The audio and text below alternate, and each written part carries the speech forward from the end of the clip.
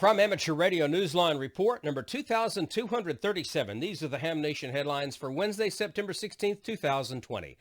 While the FCC has not set a date to vote on imposing a $50 charge for a new amateur radio license or renewal, the agency has been accepting public comments about its notice of proposed rulemaking, with a mixed response.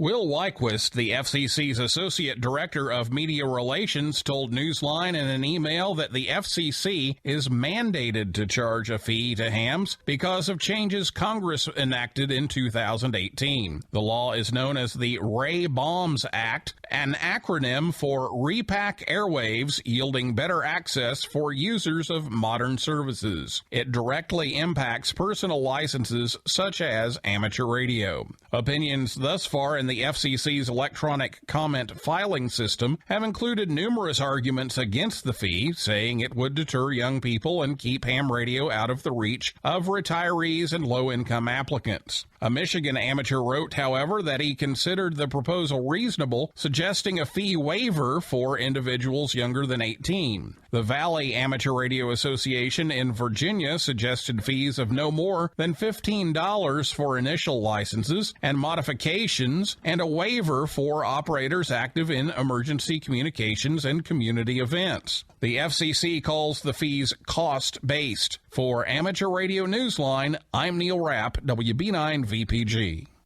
This event's already passed, but it merits mentioning. How a university student is working towards a doctorate, and amateur radio operators got to help.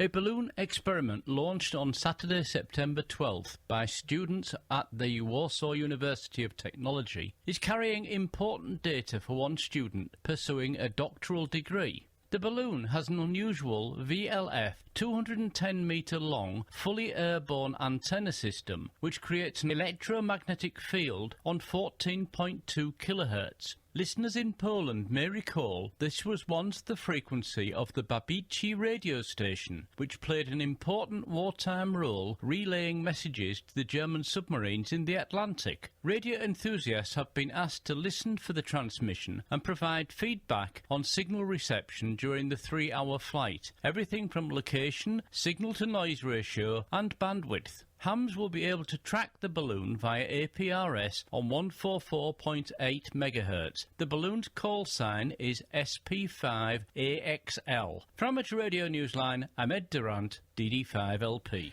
Finally this week, Newsline anchor Jim Dameron, N8TMW, has some exciting news regarding our 2019 Young Ham of the Year recipient. Newsline takes special joy in announcing that Dhruv Reba KC9ZJX, our 2019 Bill Pasternak WA6ITF Young Ham of the Year, has been appointed the ARRL Illinois State Section Youth Coordinator. The prominent post is the latest accomplishment the high school student has achieved. Last December, Dhruv was one of 2 students chosen to receive the I Have a Dream Award for Youth at the 44th Annual Martin Luther King Awards Luncheon.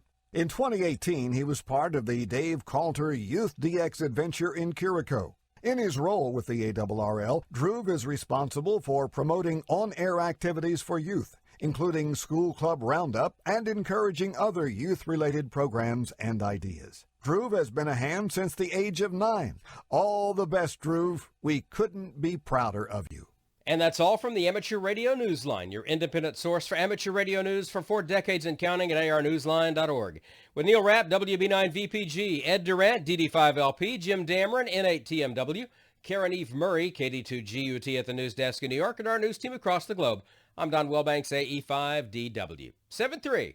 We'll see you next time here on Ham Nation.